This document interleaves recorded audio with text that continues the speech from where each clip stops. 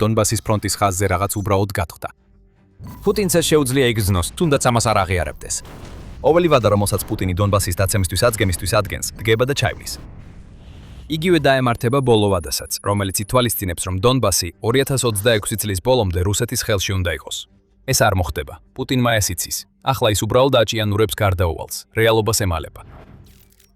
რასაც რუსეთის ლიდერი არ უნდა აღიაროს და რაც განსაკუთრებით არ უნდა რომ დანარჩენმა მსოფლიომ დაინახოს, არის ის, რომ დონბასის შეტევა უკვე ჩამოიშალა. ფრეში 2 ბატალიონი ნადგურდება.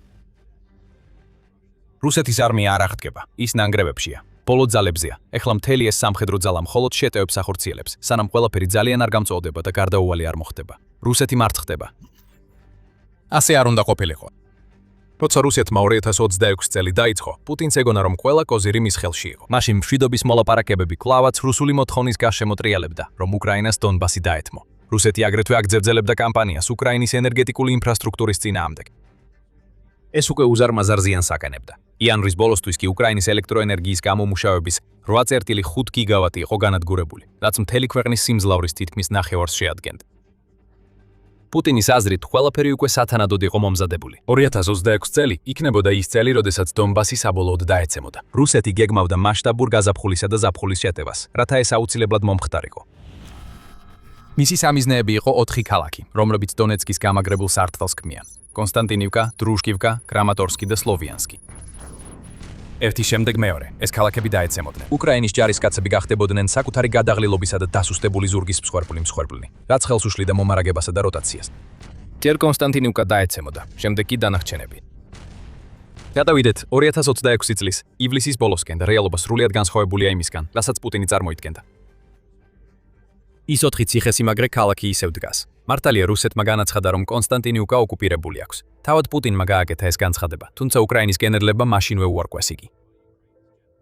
რეალურად ყველაფერი, რაც რუსეთმა შეძლო, იყო ის, რომ ქალაქში რამდენიმე ჯარისკაცი შეაპარა. შექმნა ნაცრისფერი ზონები, სადაც სრულ კონტროლს არავინ ფლობს.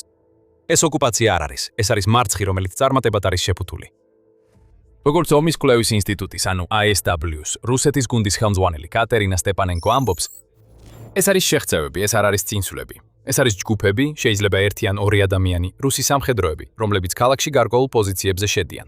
ეს არ არის გამყარებული პოზიცია.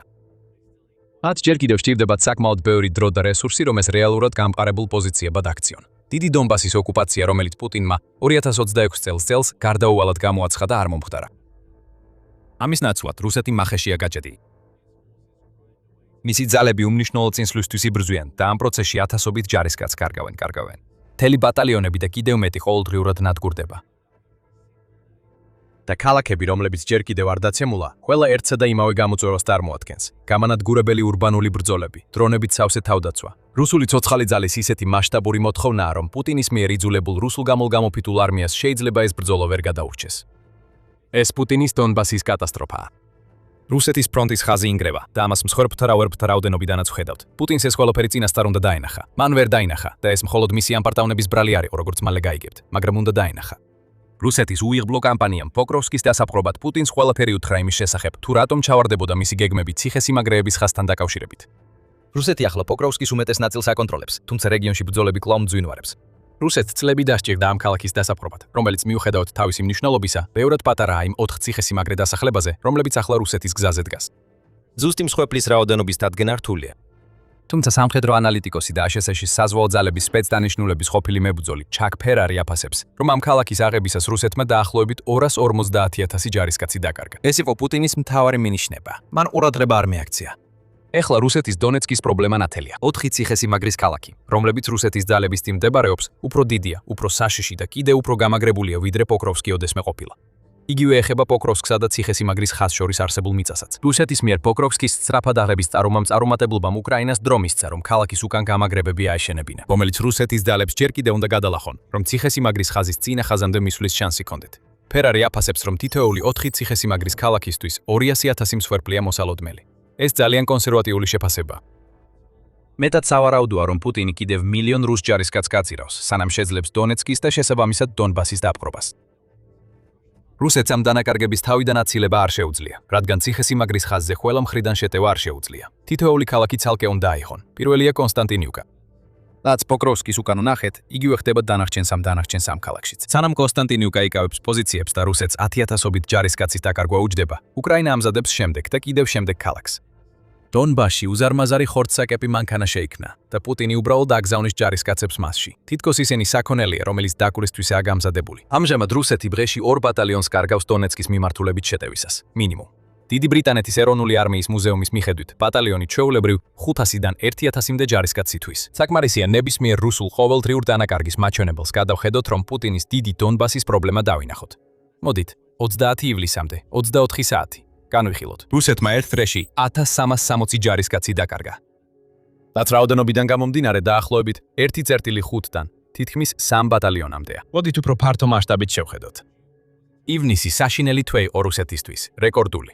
2026 წელს დანაკარგების მხრივ, რადგან უკრაინამ ამ თვეში რუსეთს 39490 დანაკარგი მიაყენა. გაყავით ეს რიცხვი 30-ზე და საშუალოდ მიიღებთ 1316 დანაკარგს დღეში. დღეში დაახლოებით 2 ბატალიონის დაკარგვა დონბასში რუსეთისთვის ერთჯერადი შემთხვევა არ არის. ეს ნორმაა. ჩვეულებრივი პრაქტიკა დონბასის კამპანიისთვის, რომელიც ერთი კატასტროფიდან მეორეზე გადადის. გაზაფხულის შეტევა დონეცკში ჩავარდა. სეზონის ბოლოსთვის, რომელიც ციხესიმაგრის ხაზის მინიმუმ ნაწილის აღებას უნდა მოჰყოლოდა, რუსეთის ძალებს თითქმის არანაირი პროგრესი არ ჰქონდათ მიღწეული და ისინი აქტიურად იხევდნენ უკან. უკრაინის სხვა რეგიონებში, მაგალითად დნიპროპეტროვსკში და ზაპოროჟიეში, სადაც უკრაინის კონტრშეტევებმა 100-ობით კვადრატული კილომეტრი ტერიტორია გაათავისუფლა. როგორც ივან ტიმოჩკო, რომელიც უკრაინის სახმელეთო ძალების რეზერვისტთა საბჭოს ხელმძღვანელი ამბობდნენ, რომ პუტინი ყველაფერს დებს სასწორზე, რომ დონეცკის რეგიონი უნდა ჩაგვეცა, რადგან რუსები ფრონტს გაარღვევდნენ და კიევთან ახლოს იქნებოდნენ. და ახლა რა გვაქვს? წარუმატებელი გაზაფხულის კამპანია. ახლა ზაფხულის კამპანიის დაწყებიდან დაახლოებით 2 თვეა გასული. და ვიცით, რომ აგვისტოს ბოლოს იგივე ეს თქმა მოგვიწევს. მისი გაზაფხულის კამპანიის მსგავსად, პუტინის ზაფხულის კამპანიაც დონბასში წარუმატებელი იქნება. საბოლოოდ ამ გაერთიანებულმა კამპანიებმა და 2026 წლის პირველმა 2 თვემ რუსეთს ბევრი არაფერი მოუტანა. ASW-მ ეს გამოავლინა რუსეთის შეტევითი კამპანიის 22 ივლისის შეფასებაში. ინგროისთვის ASW-ს შეფასებით 2026 წელს რუსულმა ძალებმა უკრაინაში სულ მხოლოდ 81.1 კვადრატული კილომეტრი დაიკავეს.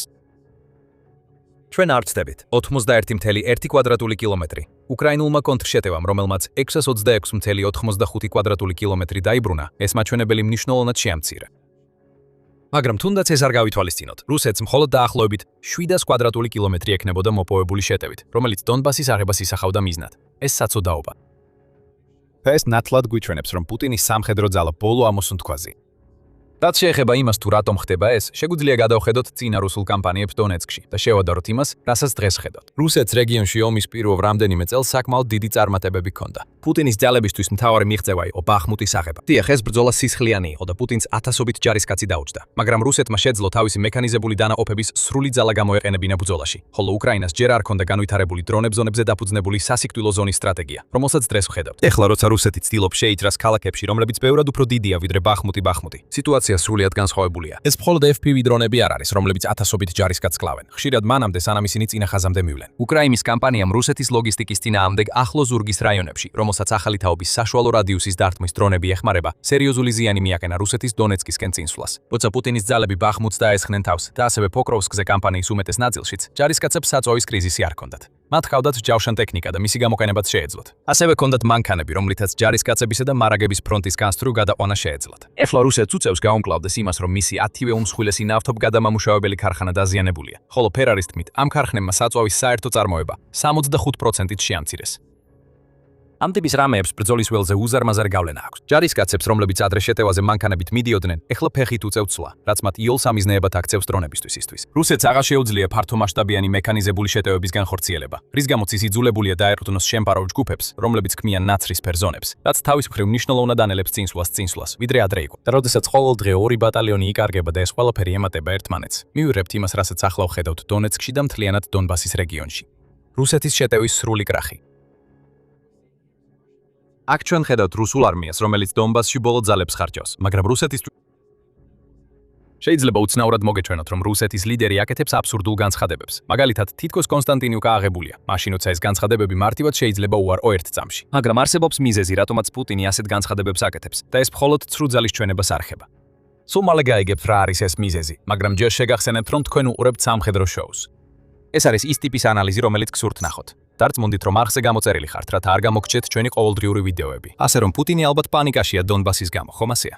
მას შეუძლია დაინახოს, რომ არც ერთი მისი ვადა არ სრულდება, რაც ნიშნავს, რომ რაღაც არასწორად მიდის. და შეიძლება პუტინი იმდენადაც კი აცნობიერებს, რომ ეს ყველაფერი ახლა რუსეთისთვის კარგი არ არის. თუმცა ძალიან დიდი შანსია, რომ მას რეალურად არც კი აქვს წარმოდგენა, რამდენად მძიმედ ჩიმეთ ჩავარდა მისი დონბასის შეტევა. რატო? როდესაც პუტინი პროგრესს ითხოვს, მისი გენერლები შეთქმულებას აწყობენ, რომ ლიდერისთვის რეალობა დამალო. ბოლოს და ბოლოს, სწორედ მათი კი სერია საფრთხეში, თუ მათ მოუწევთ პუტინთან მიახლოება და თქმა. ანუ, ბატონო. სინამდვილეში კონსტანტინი უკაარდაცემულა. ჩვენ ახლოსაც კი არ ვართ მის აღებასთან და ძლივს შევძელით ციხესიმაგრის ხაზზე მცირე ზიანის მიყენება. ამბობენ, რომ მაცნეს არ ესროლო, მაგრამ არაფერს ამბობენ იმაზე, რომ მაცნეს ფანჯრიდან შემთხვევით არ გადმოაგდო. პუტინმა იმისთვის, რომ რაც შეიძლება მეტად გაიმყაროს ძალაუფლება, გარს შემოიკრიბა მლიქვნელები და მათყუარები. მისი უმაღლესი გენერლები ომის მოგებას თავიანთ ამოცანად არ მიიჩნევენ. ისინი არსებობენ იმისთვის, რომ პუტინი დააკმაყოფილონ და პუტინის გახარება, როცა ის დონეცკზე კითხულობს, გულისხმობს მისთვის ტყუილის თქმას. ამას მარტო ჩვენ არ ვამბობთ. ივნისის ანგარიშში Financial Times-მა ორი ყოფილი მაღალი თანამდებობის კრემლის წარმომადგენელი ესაუბრა. ორივემ დაადასტურა, რომ პუტინი სულ უფრო მეტად ილუზიებშია რუსეთის პროგრესთან უკრაინაში და რუსეთის ტექნოლოგიურ მიღწევებთან დაკავშირებით, რადგან მისი მაღალჩინოსნები მას ატყუებენ. ვალერი გერასიმოვი, რომელიც რუსეთის არმიის გენერალური შტაბის უფროსია, არის იმ ილუზიის არქიტექტორი, რომელიც პუტინს აკრავს. რუსეთის ლიდერი ამ კაცს იმდენად ენდობა, რომ დღეში 3-ჯერ ითხოვს გერასიმოვისგან მოკლე ანგარიშს. როგორც ერთმა ყოფილმა კრემლის წარმომადგენელმა აღნიშნა, პუტინი ძალიან იმყოფება სამხედროების გავლენის ქვეშ, რომლებიც ძალიან კარგად ახერხებენ მის მოთხოვებას. ის ამას ხვდება, მაგრამ მაინც ჯერა მათი და აძლევს უფლებას, ასე მოექცნენ. სწორედ ეს ილუზია განაპირობებს იმას, რომ პუტინი, რომ ასეთი აბსურდული განცხადებები გააკეთოს, როგორიცაა კონსტანტინიუკასთან დაკავშირებული, ან მისი განცხადება, რომ რუს ჯარისკაცებს არ უნდა ეშინოდეთ Starlink-ზე წვდომის დაკარგვის, რადგან რუსეთს აქვს ანალოგი, რომელიც ზოგ შემთხვევაში შეიძლება უკეთესიც კი იყოს. ეს ანალოგი, როგორც ჩანს, არის რასვეთის სატელიტური ინტერნეტის პროექტი. ამ პროექტმა თავისი პირველი 16 სატელიტი 2026 წლის მარტში გაუშვა და ჯერ კიდევ არ ფუნქციონირებს. Starlinks 10,200-ზე მეტი სატელიტი ჰყავს. კომულ სამყაროში შეიძლება რასვეთის Starlinks შეატარო. პუტინის და მხოლოდ პუტინის, ალბათ იმიტომ, რომ მისმა მიმდევრებმა უთხრეს, რომ რასვეთი ისეთივე კარგი იქნება, როგორც Starlink. და ეს არის პუტინის დიდი პრობლემა. მისი ყველა გრანდიოზული განცხადების მიუხედავად დონბასზე, მას არ აქვს წარმოდგენა, რა ხდება სინამდვილეში რუსეთთან ფრონტზე. აი რატო აფასებს პუტინი მუდმივად ზედმეტად რუსეთის პოტენციალს და მის შანსებს უკრაინაში გამარჯვებისთვის. აინაში გამარჯვებისთვის. მიუხედავად იმისა, რომ ის ამტკიცებს თითქოს ინფორმაციას იღებს სხვადასხვა წყაროდან, მათ შორის რუსეთის სამხედრო ბლოგერების საზოგადოება, პუტინი სინამდვილეში მხოლოდ მის ყველაზე ახლო გარემოცვას უსმენს. შესაძლოა ეს არ არიან ადამიანები, ვისაც ის ენდობა, არამედ ისინი, ვისაც შეუძლია აკონტროლოს და ვინც ეტყვის იმას, რაც სულს მოისმინოს. მაგალითად გერასიმოვი. და როცა ის კიდევ უფრო ღრმად ეფლობა თავის ილუზიებში, რუსეთის სამხედრო ძალა იშლება, არა მხოლოდ ფრონტზე. პუტინის საომარი მანქანა შიგნიდან ინგრევა უკრაინის დრონების ოპერატორების შორმანძილზე თავდასხმების გამო. ჩვენ შევეხეთ რუსეთის ნავთობგადამამუშავებელ ქახნებს და საწვავის პრობლემებს, რომლებიც დონეცკის ფრონტზე იგრძნობა. პრობლემა ბევრად ცდება ბრძოლის ველის ამ ერთ სექტორს. საწვავის დეფიციტია მთელ ფრონტზე და თვითონ რუსეთშიც, რადგან უკრაინა მწყობრიდან გამოჰყავს რუსეთის ენერგეტიკული ინფრასტრუქტურა. ნავთობგადამამუშავებელ ქარხნებს ურტყამენ როგორც საზღვრისპირა რეგიონებში, ისე რუსეთის სიღრმეში, ომსკშიც კი, რომელიც სიბირეში მდებარეობს. უკრაინის დრონებს ამ კონკრეტული დარტყმისთვის 2500 კილომეტრზე მეტი უნდა გაევლოთ. რაც გვიჩვენებს, რომ უკრაინა ახლა იმ ეტაპზეა, როცა შეუძლია რუსეთში თითქმის ნებისმიერი სტრატეგიულად მნიშვნელოვანი ობიექტი დაარტყას, რომელსაც აირჩევს. უკრაინა ასევე რეგულარულად ურტყამს ნავთობის საცავებს, რაც ხელს უშლის საწვავის ტრანსპორტირებას. და ის იზოლაციას უწევს ყირიმს დარტყმებით ოკუპირებულ ტერიტორიებზე, საწვავის სატვირთოებზე და თავდასხმებით, ეგრეთ წოდებული ჩრდილოვან ფლოტზე, აზოვის და შავი ზღვის აკვატორიაში. 9 ივლისს Pravdam გაავრცელა ინფორმაცია, რომ უკრაინამ რუსეთის ნავთობის გადამამუშავებელი სიმძლავრის დაახლოებით 40% გამოაყენა მწყობრიდან. თუ გავითვალისწინებთ, როგორც ფერარის მიერ დასახელებულ ტოპ 10 ქარხანას, ასევე დანარჩენებსაც. უკრაინამ ასევე დაიწყო ლოგისტიკური ქსელების დათმა უშუალოდ რუსეთის ტერიტორიაზე, როგორც ვნახეთ Wildberries-ზე განხორციელებული თავდასხმებით. UNN-ის ინფორმაციით, 30 ივლისის მდგომარეობით, ამ კომპანიის საწყობების 15%-ზე მეტი განადგურებულია. ეს არის უკრაინის გზა. ტკივილი მიაყენოს რუს ხალხს და შური იძიოს კომპანიაზე, რომელიც სამხედრო აღჭურვილობასა და დრონებს ყიდის პუტინის ჯარისკაცებს. რუსეთში ყველგან გაბრაზებაა. ხალხი ქუჩებში ჩხუბობს, რადგან საწვავის ყიდვა ვერ შეუძლიათ, ასე რომ მხოლოდ წარმოიდგინეთ, რა დაძაბულობაა ფრონტზე. და ფოტოები უკრაინის ლოგისტიკური ბლოკადის კამპანიიდან, სადაც საშუალო მანძილის დარტყმის დრონები რუსულ კოლონებზე ცვივა, გვაჩვენებს, რატომ არის რუსეთის ძალები ფრონტზე ასე ცუდად აღჭურვილი. ძნელია ბრძოლაში წასვლა საწვავით, საკვებითა და აღჭურვილობით, როცა ეს ყველაფერი იმ ადგილამდე კილომეტრებით ადრე ნადგურდება. ეს ყველა პრობლემა ერთდროულად აწვება რუსეთს. რომელი ინიციატივაც პუტინს ეგონა, რომ ქონდა დონბასში, 2026 წლის დასაწყისში, უკვე აორთქლდა. ხარჯები კატასტროფულად იზრდება, როგორც მილიარდობით დოლარის ხარჯვის, ასევე დონეცკში დაჰურილი სისხლის თვალსაზრისით. რუსეთის დანაკარგები ახლა იმდენად დიდია, რომ თვეში დაახლოებით 27,000 მოხალისეც კი, რომლებსაც რუსეთი იბირებს, ვეღარ ფარავს ამ დანაკარგებს. უკრაინაც უფრო ეფექტური გახდა. ის მილიონობით დრონს აწარმოებს, რადგან ყოველ თვე 500,000 FPV დარტყმის დრონი იწარმოება. ამ დრონების მასობრივი გავრცელება დიდწილად არის მიზეზი იმისა, თუ რატომ განიცდის რუსეთი 8 მსხვერპლს თითოეულ უკრაინულ დაჭრილზე ან დაღუპულზე, სტრატეგიული და საერთაშორისო კვლევების ცენტრის მიხედვით. ერთი რამ ყველაფერზე მეტად ნათელია. პუტინმა რაღაც უნდა შეცვალოს, მაგრამ ის ამას არ გააკეთებს. მიუხედავად იმ დამახინჯებული რეალობისა, რომელიც მის გარშემო შექმნა, რუსეთის ლიდერმა იცის, რომ დონბასში რაღაც რიგზე არ არის. ეხლა მას მხოლოდ ის შეუძლია იმედოვნოს, რომ დასავლეთი შეწყვეტს უკრაინის მხარდაჭერას, ან რომ უკრაინა ძირეულად შეცვლის თავის მოქმედებებს, რათა გაანეიტრალოს ამდენი რუსული შეტევა. არც ერთი ეს პერსპექტივა არ ჩანს რეალური. და იმის ნაცვლად, რომ თავის სარდლებთან ერთად იმუშაოს ცვლილებების შესაქმნელად, პუტინი უარს ამბობს რაიმე გააკეთოს იმისთვის, რომ შეცვალოს ის კორუმპირებული სისტემა, რომელიც თავად შექმნა, რადგან ეს სისტემა ყოველთვის ემსახურებოდა მას წარსულში. მიუხედავად ამისა, რუსეთის სამხედრო მარცხი უგულებელყოფას ვერ ექვემდებარება. მიუხედავად იმისა, რომ პუტინს როგორც ჩანს ბევრი არ ესმის, მან მაინც საკმარისად იცის იმისთვის, რომ გააცნობიეროს. კამპანია, რომელიც მისი თქმით რამდენიმე დროში უნდა დასრულებულიყო, ახლა თითქმის 9 წლეულს გაგრძელდა და ეს მას საფხეში აკეთებს. პარანოიამ პოლიტიკა ჩაანაცვლა. რუსეთის ლიდერი ახლა თავის უმეტეს დროს ბუნკერებში იმალება, შორს ყველასგან, ვინც შეიძლება ცდილობდეს მისი გადაყენებას რუსეთის მარცხების გამო დონეცკში და სხვა ადგილებში. პუტინის პირადი უსაფრთხოება 2026 წელს კიდევ უფრო გამკაცრდა, რადგან პუტინი მეტ ძალაუფლებას გადასცემს რუსეთის ფედერალური უსაფრთხოების სამსახურს. ისინი, ვინც პუტინთან მუშაობენ, მაგალითად მისი მზარეულები და დაცვის წევრები, აღარ შეუძლიათ საზოგადოებრივი ტრანსპორტით მგზავრობა და მხოლოდ ისეთ ტელეფონებს იყენებენ, რომლებსაც ინტერნეტთან წვდომა არ აქვთ. CNN-ის ინფორმაციით, ყველა ვინც პუტინს სტუმრობს, ახლა ორჯერ გადის შემოწმებას, რათა დარწმუნდნენ, რომ ისინი უსაფრთხო არიან. ყველაფერი, რასაც პუტინი აქ აკეთებს, არის ის, რომ თავს იცავს იმ კატასტროფისგან, რომელიც თავად შექმნა. ეს არაფერი შეცვლის იმას, რაც დონბასში ხდება. პირიქით, სიტუაცია იქ მხოლოდ კიდევ უფრო გაუარესდება. ვინც უნდა იყოს ისეთი გამბედავი, რომ პუტინს სიმართლე უთხრას, ვერასდროს გაარღვევს ამდენი დაცვის ფენას. ისინი მაშინვე შეაჩერებენ, როგორც კი პუტინის ბანდიტები მიხვდებიან, რომ ეს ადამიანი აპირებს თქვას რამე ისეთი, რაც გააღიზიანებს კაცს, რომელიც კონტროლით იმდენად არის შეპყრობილი, რომ რეალობის დანახვაზე უარს ამბობს. რაც შეეხება დონეცკს, ეს რეგიონი პუტინის გავლენის ქვეშ არც 2026 წლის ბოლომდე გადავა, არც 2027-ის და არც 2028-ის ბოლომდე. ალ-ჯაზირას ინფორმაციით, რუსეთის ამჟამინდელი წინსვლის ტემპით, პუტინის ძალებს დონეცკის საბოლოო დასაკავებლად დაახლოებით 14 წელი დასჭირდებათ. და თუ ეს არ არის ნიშანი თავდასხმის სრული კრახისა, რომელიც თავდაპირველად აგვისტოს ბოლომდე დონბასის პუტინისთვის გადაცემასაც ისახავდა მიზნად, მაშინ არ ვიცით რა შეიძლება იყოს. რუსეთს გაუმართლებს, თუ წლის ბოლომდე კონსტანტინიუკაში რაიმე რეალურ პროგრესს მიაღწევს, დონბასის არებაზე რომ აღარაფერი ვთქვათ. ბოლოს და ბოლოს პუტინისთვის დაპყრობის ის პრეტენზია არც ისე კარგად დასრულდა. სწორედ ამის შემდეგ უკრაინის სკალია პოლკმა დაამტკიცა რამდენად ცდებოდა ის. იმ რამდენიმე რუსი, ვინც ქალაქში შეღწევა მოახერხა, სკალიას მიერ მოწყობილ მახეში აღმოჩნდა. და შეგიძლიათ გაიგოთ როგორ, თუ უყურებთ ჩვენს ვიდეოს. თუ მოგწონთ ეს ვიდეო, ჩვენ კიდევ ბევრი მსგავსი გვაქვს სამხედრო შოუზე. გამოიწერეთ დღესვე და დააწყაპუნეთ შეთხობინების ზარზე, რომ პირველებმა ნახოთ ჩვენი უახლესი ვიდეოები. და მადლობა როგორც ყოველთვის რომ გვიყურებთ.